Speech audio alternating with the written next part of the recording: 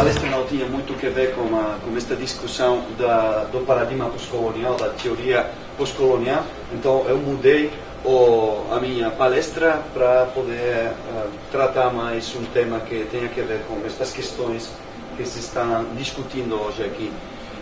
Quero também agradecer aos organizadores deste seminário, o André Saranqui em particular, pelo convite para falar aqui hoje.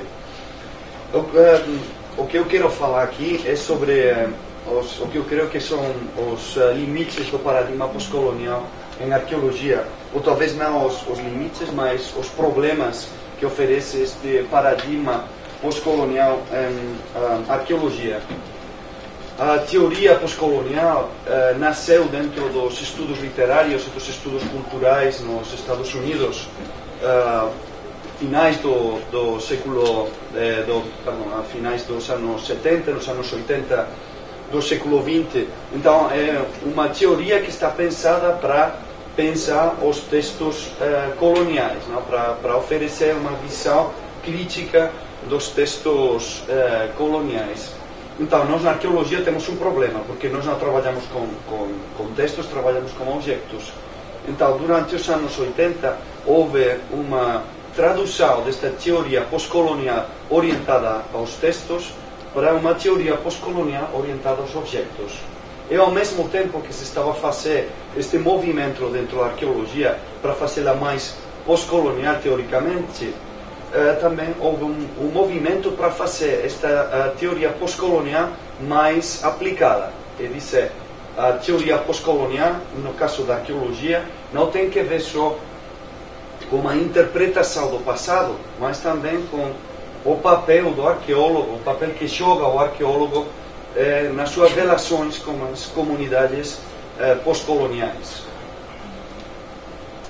Então, o problema deste discurso pós-colonial na arqueologia é que é um discurso que nasceu dentro de um contexto cultural muito específico, que é o contexto cultural dos Estados Unidos, onde a descolonização, onde o pós-colonial tem um significado muito específico, que não é necessariamente traduzível a outros contextos culturais.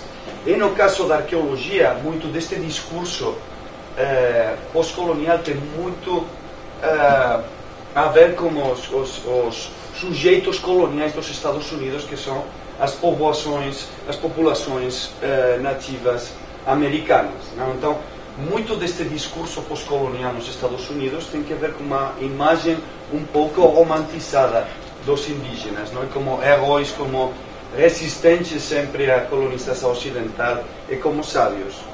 Então, neste discurso, vocês não escutam falar muito destes outros subalternos, que seria, na verdade, se seguimos as teorias da Gayatri Spivak, por exemplo, os verdadeiros subalternos, estes subalternos que estão no limite da marginalidade, estes subalternos que, na verdade, não criaram um discurso de resistência, que estão num estádio de desestruturação, de explotação tão forte, que estão fora desta imagem idealizada do subalterno que predomina muitas vezes nestes discursos pós-coloniais.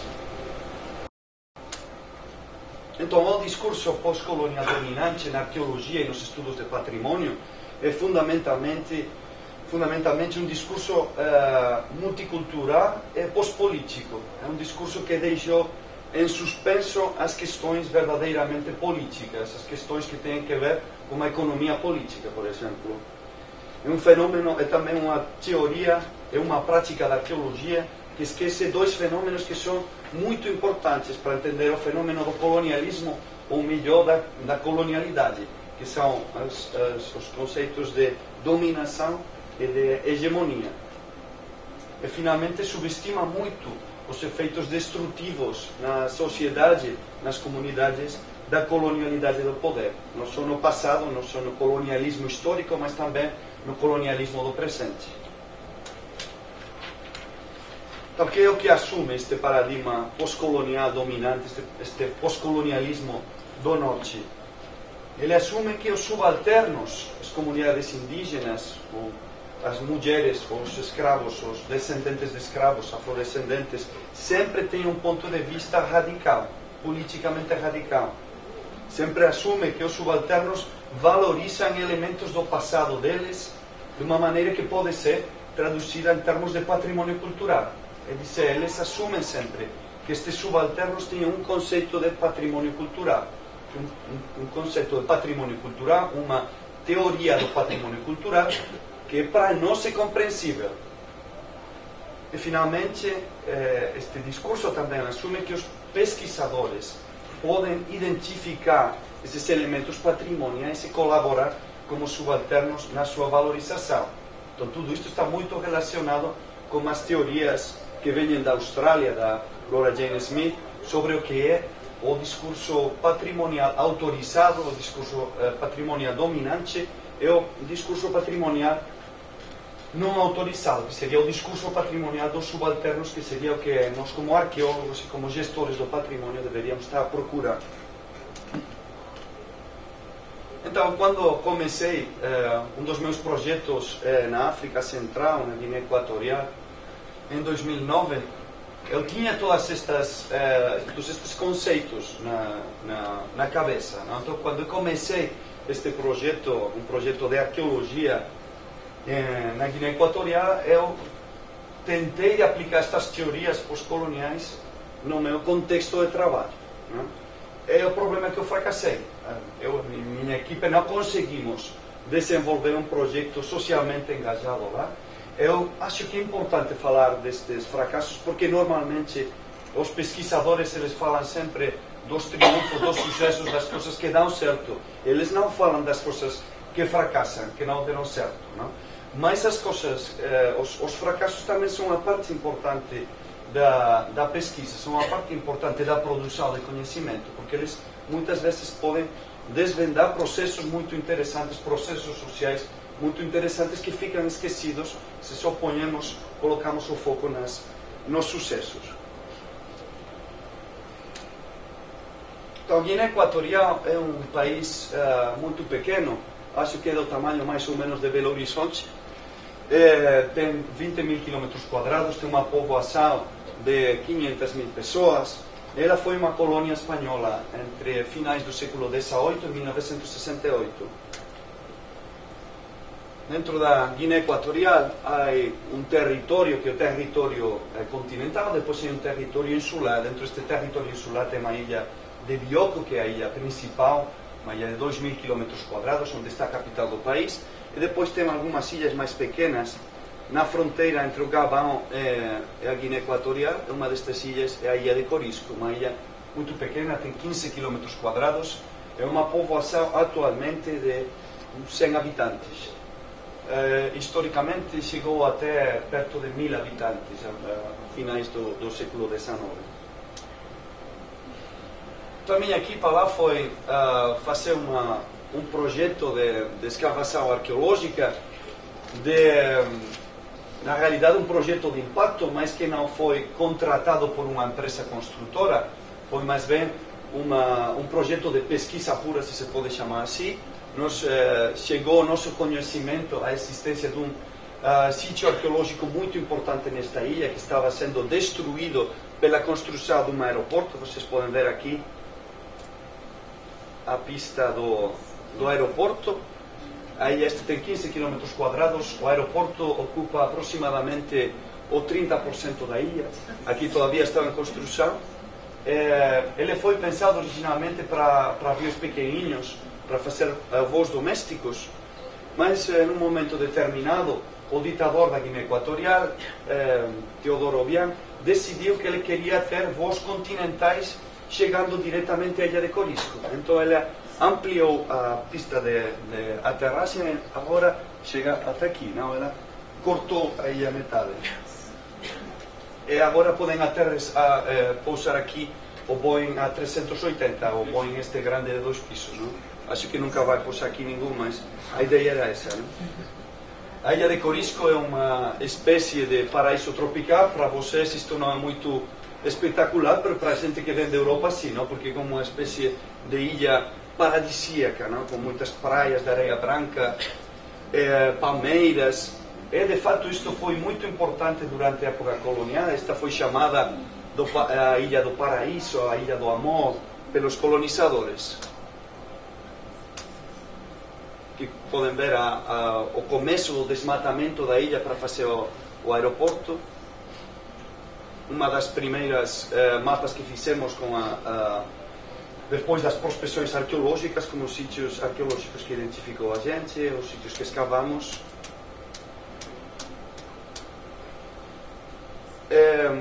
A partir da segunda campanha de escavação, contamos com a colaboração da empresa construtora que estava fazendo o aeroporto. Eles prestaram para nós as pás mecânicas. Estas são algumas imagens do sítio que escavamos. O sítio é muito importante desde um ponto de vista arqueológico, porque é a primeira necrópole da Idade do Ferro antigo que se escava em extensão em toda a África Centro-Ocidental. Então, até o momento de nós fazer estas escavações, em toda a África Centro-Ocidental, eram conhecidas 9 tumbas, 9 enterramentos dos começos da Idade do Ferro, que é por 2000 anos antes do presente.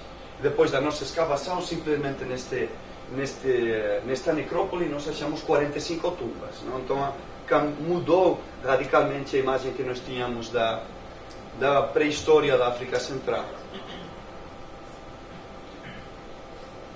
Quando nós chegamos lá, o nosso objetivo principal, que era o financiamento que nós tínhamos, era para escavar este cemitério, não? Porque o dinheiro vinha da Espanha, eles estão interessados em arqueologia pré-histórica, eles acham que a arqueologia histórica, a arqueologia do presente, a arqueologia pós-colonial, isso é jogar o dinheiro à lixeira, não? Então, eles consideram que se você quer fazer arqueologia, você tem que fazer arqueologia pré-histórica. Então, isto era uma parte do nosso projeto, era a justificação para nós poder fazer este projeto, não? Mas nós estávamos interessados em toda a história da Ilha de Corisco, não? É a relação também que a gente da Ilha de Corisco tinha com o seu passado, como o passado colonial. Mas nós achamos também que estas escavações no cemitério da Ilha de Corisco podia ser interessante para eles, porque muita da coisa que nós encontramos neste cemitério estava diretamente relacionado com a cultura deles. Então, antes de escavar o cemitério, naturalmente, a gente perguntou a eles se eles tinham algum problema de nós escavar nestas tumbas, não? Porque as formas de enterramento, os objetos que a gente podia encontrar dentro destas tumbas eram muito semelhantes às deles, não as deles no presente, mas as que os seus antepassados utilizaram até os anos 50 do século XX, não? Eram muito semelhantes às tumbas dos seus pais e dos seus avós, não? Então nós perguntamos a eles: vocês têm problema se nós escavamos isto? Eles disseram: não tem problema, nós não temos nenhuma relação com aquela gente. Mas quando nós escavamos, nós vimos que sim tinha relação com aquela gente, não? Não era talvez os antepassados diretos, mas os objetos que nós encontrávamos lá eram os mesmos que eles ainda estavam utilizando no século XX. Os adornos eram os mesmos, os machados eram os mesmos, as ferramentas, as formas de enterramento. E mais, alguns dos objetos que nós encontramos nestas tumbas confirmavam algumas das suas lendas de origem. Lendas de origem que foram muito criticadas pelos historiadores coloniais, dizendo que aquilo era tudo mito, que não tinha nenhuma realidade histórica. E nós, nas nossas escavações, pudemos demonstrar que os mitos deles verdadeiramente tinham uma contrastação na realidade material, no registro arqueológico. Eles, por exemplo, diziam que a sua origem histórica estava na zona do norte da África, que eles vinham da zona do Sahel, do sul do Sahara. Aquilo parecia que não tinha nenhuma razão de ser, não? Que não tinha muita lógica historicamente. Os linguistas também pensavam que não podia ser verdade. Mas quando nós começamos a escavar, nós encontramos alguns objetos que vinham precisamente desta zona do Sahel, não? Da zona do sul do Sahara, como por exemplo estes coitelos com esta espécie de fauces que vêm precisamente desta zona do Sahara e depois foram expandindo-se para o sul. Ainda mais interessante, a gente encontrou nestas tumbas uns objetos de ferro que ao começo nós fomos capazes de identificar, porque eles pareciam como machados de ferro, mas não eram machados, porque eles não eram úteis, não se podiam utilizar. E quando nós mostramos estes objetos para eles, eles identificaram os objetos imediatamente. Eles disseram assim, mas isto é uma banja. E o que é uma banja? Uma banja é moeda para casamento. Isto é novamente muito interessante, porque isto quer dizer que estas práticas sociais que nós conhecemos bem no passado muito recente, no século XX, conhecemos pelas etnografias do século XIX, estes objetos existiam já há 2000 anos. Isto é importante porque muita da antropologia que se tem feita considera que estes objetos, estas moedas para casamento, foram em realidade um produto do colonialismo, que eles chegaram a partir do século XVI como mercado de escravos, não? Com o processo da escravidão na África Central e Ocidental. Então, o que pudo provar arqueologicamente a gente é que na realidade isto é um fenômeno indígena muito anterior à modernidade, muito anterior à colonialidade. A questão é que nós pensávamos que talvez a comunidade de lá ia ficar interessada nestas coisas, não? Porque elas estavam a confirmar, os seus mitos estavam a confirmar as suas tradições, estavam demonstrando que verdadeiramente os relatos deles eram, por assim dizer, podiam ser confirmados também pelas formas de conhecimento próprias do Ocidente, não? Mas estes são mais objetos moedas para casamento. Estas são algumas imagens de moedas para casamento históricas da zona. A questão é que eles não tinham nenhum interesse nesse passado, porque eles consideravam que esse era um passado de selvagens, não? Eles não eram mais selvagens, eles não eram bárbaros, eles eram gente civilizada, não? Então eles não queriam ter nenhuma relação com aqueles indígenas do passado, não? Eles queriam ter relação com o mundo civilizado. Então nós começamos também a fazer arqueologia histórica para ver como foi este processo de civilização dos Benga.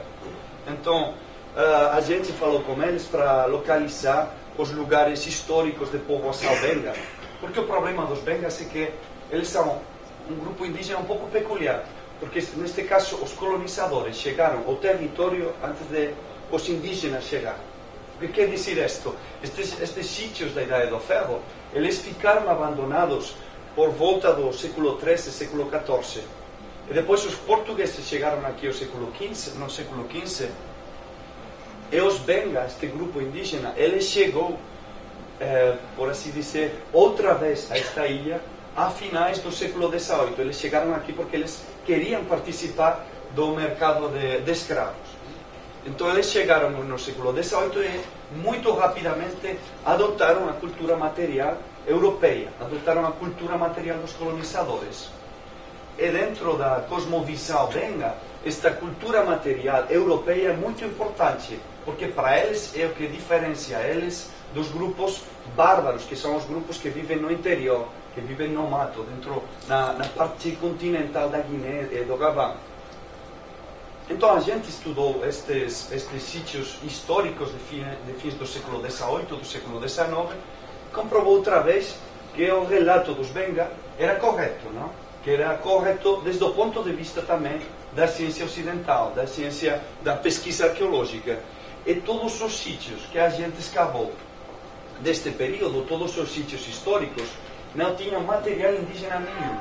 Era toda cultura material europeia. Toda a cerâmica da Inglaterra, as garrafas de álcool de Alemanha, de Espanha, não tinha absolutamente nenhuma coisa, não? Então isto novamente encaixava muito bem com as suas perspectivas de quem eles eram, não? As cerâmicas destes sítios. Também encontramos muita garrafa de perfume, muita garrafa de colônia.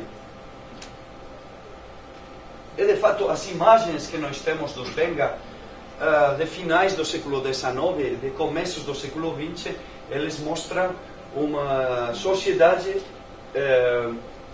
que tem uma apresentação social muito ocidentalizada, não? Eles gostam de apresentar-se a si mesmos como um pessoal muito civilizado. As ferramentas, tudo virou ocidental. Então, mas eles não tinham nenhum interesse tampouco por estes sítios históricos, por os sítios onde moraram os seus antepassados diretos, por assim dizer, né? Onde moraram os seus pais, os seus avós. Eles não tinham nenhum interesse. Estes sítios estavam no mato, estavam completamente esquecidos. Mesmo os sítios e as tumbas dos chefes da ilha, os chefes históricos da ilha durante o século XIX e inícios do XX, não? Até que desapareceram com a colonização.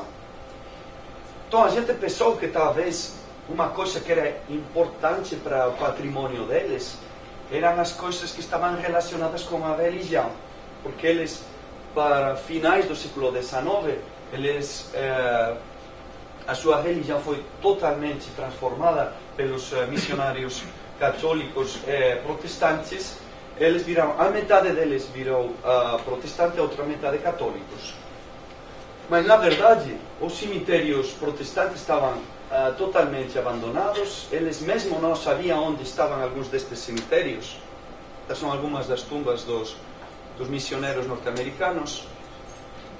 E a missão católica, que foi construída em 1885, que é um prédio verdadeiramente monumental, está completamente arruinado. Eles não limpam mais.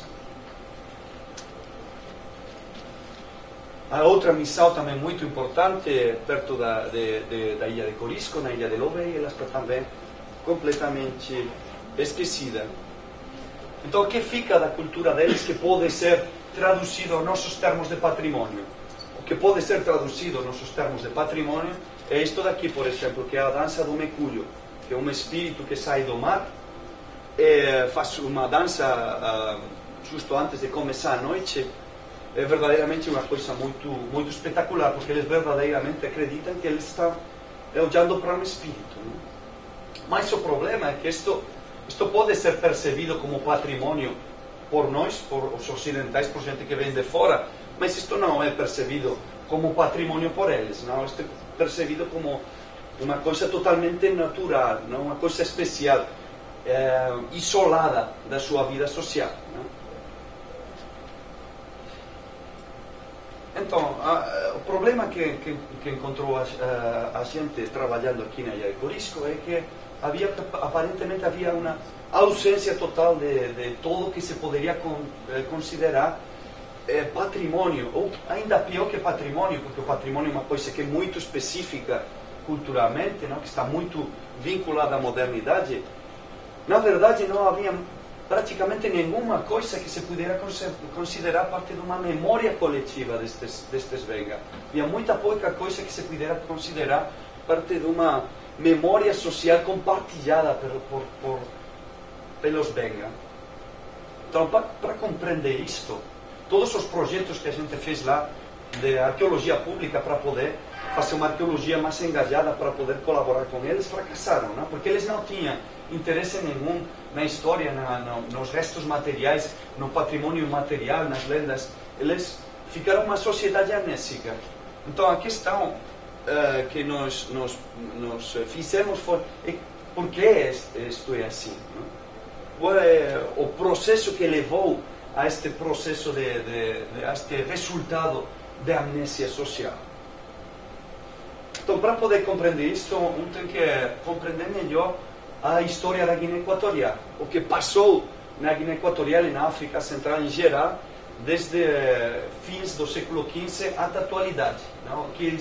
O que tem que compreender é o processo da colonialidade do poder na África Central. E o problema da Guiné Equatorial é que ela foi uma das zonas mais depredadas por esta colonialidade do poder desde fins do século XV. Ela sofreu todos os ciclos de depredação do capitalismo. Sofreu o ciclo da escravidão, e o problema é que, ademais, no caso da Guiné Equatorial, este ciclo da escravidão persistiu muito no tempo, porque em outras zonas da África a escravidão começou a desaparecer a partir de 1806, 1807, quando começa a proibição do comércio de escravos. Mas o problema da Guiné é que Equatorial está no Equador, então ficava justo no limite da área de ação das patrulhas anti-escravistas inglesas e depois francesas, não? Então os escravistas podiam ir a esta zona pegar escravo, e depois se chegavam os barcos ingleses, eles iam para o sul do Equador e lá ficavam seguros, não?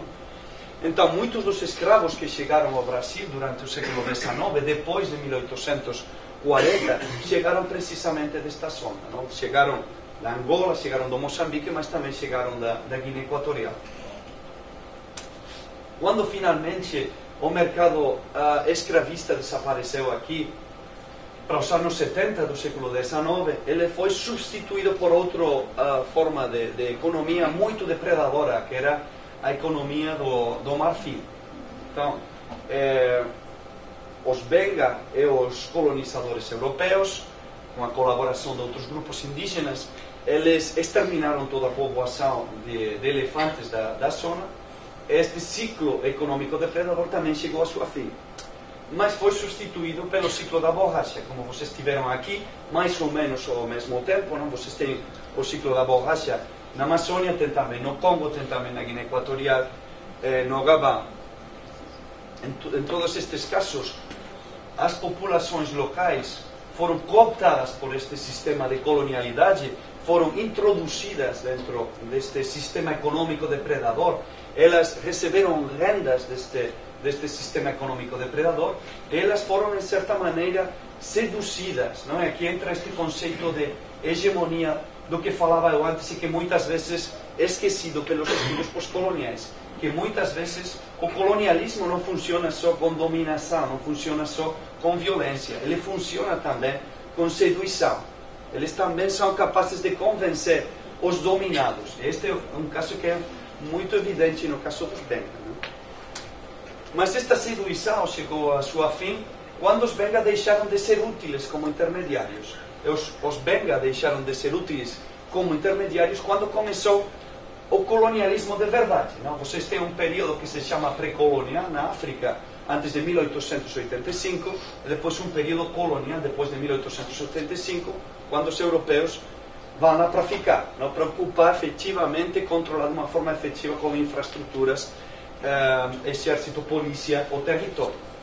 Mas na realidade, tanto o período pré-colonial como o período colonial, os dois formam parte desta colonialidade do poder. A diferença, desde um ponto de vista das relações entre os indígenas e os colonizadores, é que a partir de 1885, quando começa este período de colonização efetiva do território, de colonização através de infraestruturas do território, é que as comunidades indígenas elas não são mais necessárias para fazer de intermediárias entre a costa, entre o litoral e as comunidades do interior. Então, elas passam de ser umas comunidades que eram, em certa maneira, uma espécie de comunidades burguesas de estilo europeu. Elas começam um processo de subalternização. Elas começam a virar mais e mais pobres, porque elas perdem o acesso aos recursos econômicos que ficam em mãos dos colonizadores.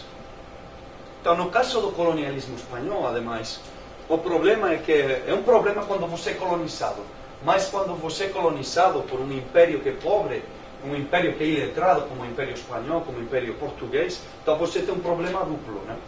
Isso foi o que passou na Guiné Equatorial. Quando a Espanha começou a colonizar a Guiné Equatorial, a Espanha era um país totalmente arruinado, não era um país, na verdade, mais pobre que alguns dos países que estava tentando decolonizar. Esta colonização de terceira categoria, né, pode ser observada, entre outras coisas, na forma de conhecimento que produziu este colonialismo. É muito conhecida a relação, este saber-poder do colonialismo, não? Sobretudo a partir dos trabalhos do Edward Said. Sabemos como o conhecimento é fundamental na construção da empresa colonial. Você precisa de geógrafos, precisa de historiadores, precisa de antropólogos e precisa de arqueólogos para colonizar bem um país, não? Para poder conhecê-lo e para poder explotá-lo. Mas no caso da Espanha, é um caso muito interessante porque é um colonialismo sem ciência, um colonialismo sem conhecimento. Então você tem exploradores como este Iradier, que eles foram a explorar a África sem ter conhecimento nenhum, ou quase nenhum. E muitas das coisas que fizeram estes exploradores, eles o que fizeram foi copiar os mapas e copiar as informações dos exploradores com ciência, não dos colonizadores com ciência, dos alemães, dos franceses. E isto vai ter umas consequências muito importantes no caso da Guiné Equatorial e das povoações da Guiné Equatorial. Na Guiné Equatorial, começamos em princípio tendo um colonialismo que é autoritário, como todo colonialismo, não? Como todo colonialismo moderno. Um colonialismo que é de explotação e de migração das povoações locais. Mas este colonialismo autoritário, totalmente depredador, dá passo depois a um colonialismo fascista. E você não tem muitos casos deste, não? O único caso que seria um pouco comparável seria o caso do colonialismo italiano, não? Durante os anos 30 também. Então, a partir do ano 36, aqui começa na Guiné Equatorial um colonialismo fascista, que é o que verdadeiramente marca o caráter da ocupação espanhola da Guiné Equatorial. Porque antes do colonialismo fascista, o poder colonizador não estava verdadeiramente interessado em transformar as populações indígenas. Eles o único que queriam era explotar economicamente elas. Mas quando começa este colonialismo fascista, ali viram os interesses do poder colonial. Eles querem, na verdade, transformar as povoações locais. Então eles começam proibindo muitas destas práticas culturais. E, ao mais de proibir estas práticas culturais, o que fazem estes colonizadores é denigrar estas práticas culturais. Eles identificam tudo o que é uma prática cultural indígena com coisa de bárbaro, com coisa de selvagem, não? Então, por exemplo, o bicuyo, este espírito das águas, ele é chamado de mamarracho, não? Ele é chamado de mamarracho, que é como uma espécie de coisa ruim, não? Uma coisa de nenos, de jogo de nenos, não uma coisa séria. Ao mesmo tempo, continua uma economia muito depredatória e que também é muito alienante, porque esta economia depredatória exige que as comunidades indígenas sejam deslocadas o tempo todo, porque você precisa os indígenas em sítios determinados do território. Então você pode pega os benga de Corisco e leva os benga de Corisco ao território FAN para explotar os recursos litorâneos. E pega os FAN do interior e leva para a ilha de Bioko para as plantações, não? Então tudo aquilo provoca uma alienação também da gente da sua cultura tradicional, das suas raízes históricas. Além disso, ao contrário que outras nações coloniais da zona, Espanha não tem nenhum problema em permitir que os indígenas virem alcoólatras, não? Eles, no caso do Camerun, no caso do Gabão, a partir de finais do século XIX, têm leis para evitar que o álcool chegue de forma massiva às comunidades indígenas, porque eles são conscientes de que produz problemas muito graves de desestruturação. Em vez disso, na Espanha, eles estão interessados em os indígenas virar alcoólatras, porque desta maneira eles podem vender álcool barato da Espanha para eles, não? Então o problema é que na atualidade você tem uma povoação de alcoólatras na Guiné Equatorial que é dos 50% ou 60% da povoação. Além disso, mentre as autoridades estão fazendo ou desenvolvendo umas práticas totalmente depredadoras, alienantes, elas têm oficialmente um discurso muito paternalista. Eles dizem que o colonialismo espanhol não é como o resto dos colonialismos, que é um colonialismo bom, porque eles o que fazem é tratar as comunidades indígenas como irmãos, ou como filhinhos, não? Então você tem muita fotografia dos colonos brancos pousando lá com os meninos negros, não? E de fato é verdade que os meninos locais, eles começam a formar parte do sistema de adoctrinamento fascista que você tinha também na Espanha. Então eles recebem uma educação que é um pouco semelhante à que estavam a receber os meninos espanhóis na metrópole, né? Uma educação que nós chamamos de nacional católica, que é como a versão autoritária fascista espanhola, não? Destas ideologias totalitárias. Sobretudo a partir dos anos 50, o governo espanhol tem um projeto muito claro de espanholizar a Guiné, de transformar os habitantes da Guiné em cidadãos espanhóis, cidadãos de segunda categoria, naturalmente, mas cidadãos espanhóis. Então, a Guiné Equatorial é considerada uma província, como o resto das províncias da Espanha. Recebem são organizadas administrativamente da mesma maneira que se está organizando a Espanha. Parte desta espanholização da Guiné Equatorial é convencer os colonizados de que eles não têm uma história própria. Eles dizem para eles: as vossas línguas, o fang, o benga, todas estas coisas, isso está bem para falar vocês na casa, não na família. Mas isto não é uma língua de verdade, não? Isto são dialetos. A língua de verdade é o espanhol, que é uma língua que é escrita, uma língua que tem muita tradição literária. Então, eles têm que assumir esta cultura alheia como se fora deles. Eles não só têm que adotar esta língua, eles têm que adotar também todas as tradições, todas as culturas e toda a história que chega com essa língua. Então é engraçado ver, por exemplo, em Baton, em Malabo, nas cidades da Guiné Equatorial, estes bancos com representações do Quixote. Porque eles estão dizendo Quixote, não, Dom Quixote não é um mito espanhol, é um mito de vocês também, um mito também de vocês, benga e fang, etc. Não? O problema é que em 1968 esta cultura colonial chegou ao seu fim, porque a Guiné Equatorial é decolonizada, porque a ONU está pressionando muito a Espanha para decolonizar os seus territórios coloniais. Finalmente, em 1968, há eleições democráticas na Guiné Equatorial, o qual é muito engraçado, porque nesse momento na Espanha não havia democracia, a gente não podia votar, mas a gente podia votar na Guiné Equatorial um presidente, não? Eles votaram este Macías Nguema. E o Macías Nguema é um produto típico da colonialidade do poder neste período específico. Um personagem muito típico da política africana dos anos 60, dos anos 70, que está cheia de pessoas, de políticos que verdadeiramente têm problemas psicológicos. E isto não é uma forma de fazer uma piada, não dizer que eles são psicópatas.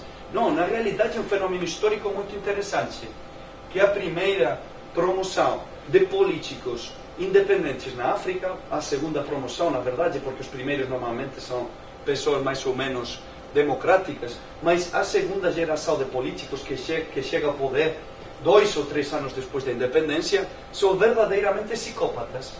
Mas esta psicopatia é um fenômeno histórico muito específico. Eles são um produto do colonialismo, são um produto deste colonialismo alienante dos anos 50, dos anos 60. E no caso da Guiné Equatorial, este Macías é verdadeiramente um representante ideal deste tipo de ditador louco, não?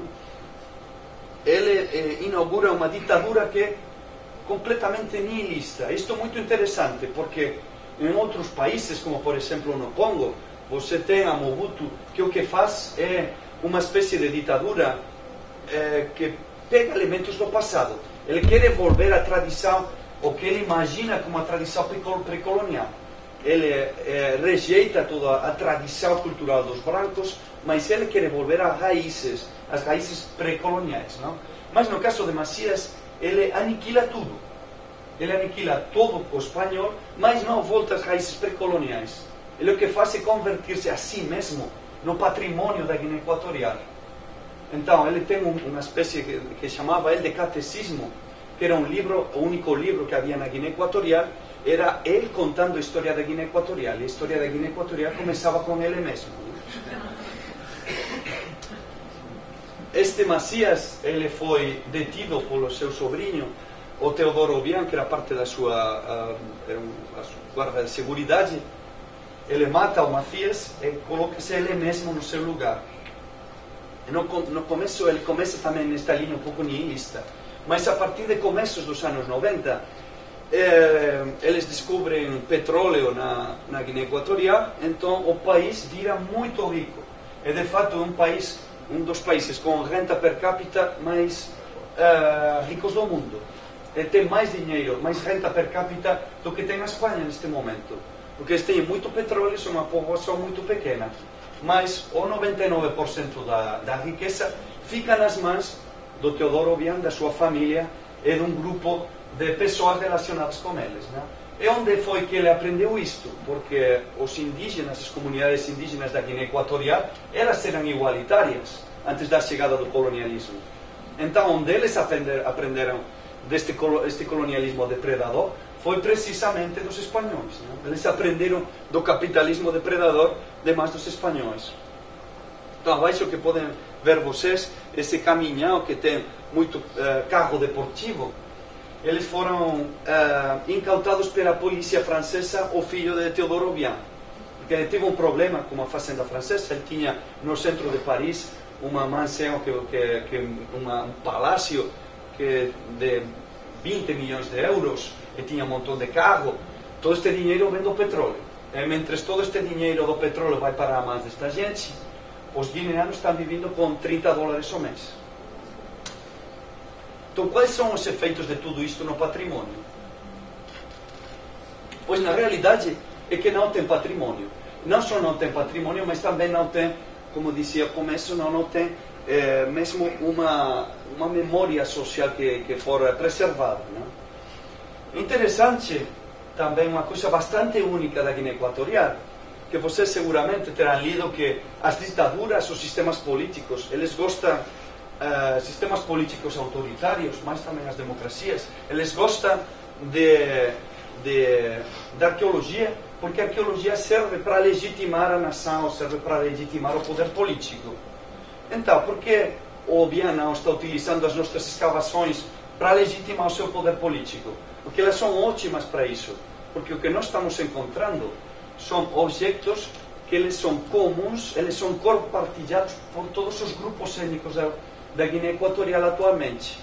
Então, você pode justificar a existência da Guiné Equatorial como um país a partir dos dados arqueológicos.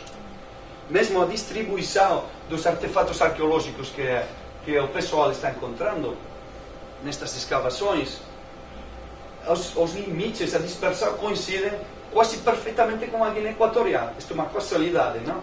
Mas, noutro contexto, é possível que um ditador, outro regime político, estivesse utilizando isto para tratar de legitimar o seu poder, para tratar de legitimar o seu regime. Não? Nós temos, por exemplo, estas colheres rituais de ferro, que são utilizadas no ritual Buifi ainda hoje, os ossos humanos, que são utilizados em rituais de adivinação, eles são utilizados ainda hoje.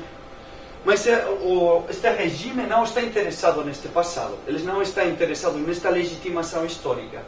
Como ocorria no caso do Macias, o Teodoro Obiang considera que o patrimônio da Guiné Equatorial é o patrimônio que está vinculado à pessoa dele. Então, todo o patrimônio, todas as coisas que poderia considerar desde um ponto de vista externo como patrimônio cultural, são as coisas que estão diretamente relacionadas com o Teodoro Obiang. Então, os vestidos, as pinturas, as canções, tudo está relacionado com o Teodoro Obiang. Isto, por exemplo, é um poema da ministra de Cultura dedicado ao Teodoro Obiang para o dia do seu cumpleaños, do seu aniversário. Ele diz: que será da Guiné Equatorial, da Guiné Excelência, que será do teu povo se te vas embora, não? Este é um dos meus elementos patrimoniais favoritos da Guiné Equatorial, é chamado a Torre da Liberdade. E a Torre da Liberdade não está celebrando, isto muito interessante, não está celebrando a descolonização, não está celebrando 1968, está comemorando o golpe de Estado do Obiang, de 1981. Então, para o novo regime, não é tão importante o feito da Guiné Equatorial virar independente como ela virá governada pelo Obiang. Eu gosto muito disto, además é muito bonito, não? Parece como de tenda de chinos, não? Que además muda de cor. É ótimo, não? Então, você tem por um lado esta coisa que podemos chamar de patrimônio totalitário, não? Que está vinculado diretamente a este ditador pós-colonial. Mas, por outro lado, você tem também uma espécie de coisa que podemos chamar o patrimônio chique, que são as pessoas que não são da geração do Obiang, porque o Obiang tem uma experiência direta do colonialismo. Ele foi um soldado colonial antes de virar um herói da pátria, não? Mas tem gente agora que tem 20 anos, tem 30 anos, mesmo tem 40 anos, que não tem experiência nenhuma do colonialismo, não?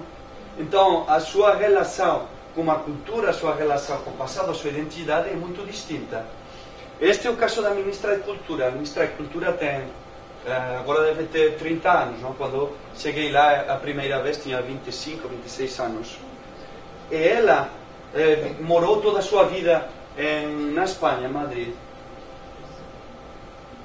Então, o patrimônio, as imagens de patrimônio de cultura que ela tem, é das coisas que se consideram em Espanha que são chiques, não? Que são bonitas. Então, a primeira coisa que ela fez foi construir um grande edifício, um grande prédio para a Biblioteca Nacional. E isto é uma coisa que é muito típica na Espanha. Em Espanha nós fazemos grandes prédios para bibliotecas, grandes prédios para museus, e depois não metemos nada dentro, não colocamos nada dentro, não? Porque o que é bonito é o contenedor, não o conteúdo, não? Então esta mulher ela fez a mesma coisa na Guiné Equatorial. Vocês agora têm esta bonita biblioteca onde ela jogou milhões de euros e dentro não tem livros. Tem uma coleção muito pequena de livros que são os que ficaram lá da época colonial. Ainda temos outro tipo de patrimônio na Guiné Equatorial. Este patrimônio é o patrimônio neocolonial da Espanha. A Espanha tem 2 casas de cultura na Guiné Equatorial. E o tipo de cultura que se está reproduzindo lá é, na realidade, uma cultura popular para as crianças.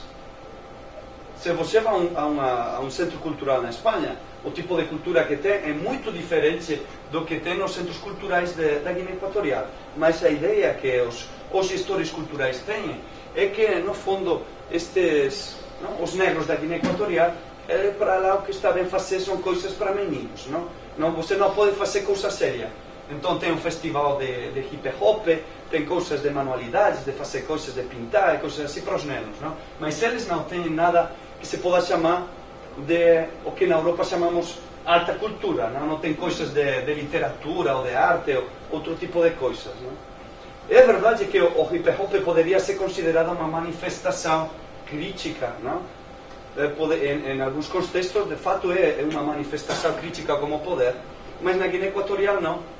A maior parte do hip hop é para lavar o Teodoro Obiang.